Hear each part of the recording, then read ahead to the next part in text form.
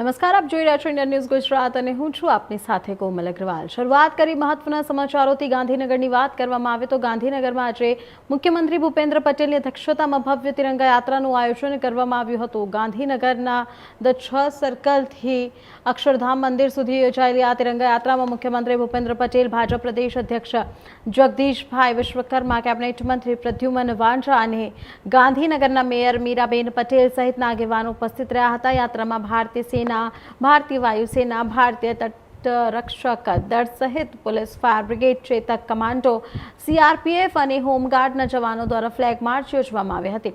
આ દરમિયાન વિવિધ સુરક્ષા દળોની વિંગ દ્વારા રોમાંચક સ્ટન્ટ અને વિવિધ પ્રદર્શન રજૂ કરવામાં આવ્યા હતા। તિરંગા યાત્રામાં દેશભક્તિનો માહોલ પણ જોવા મળ્યો હતો।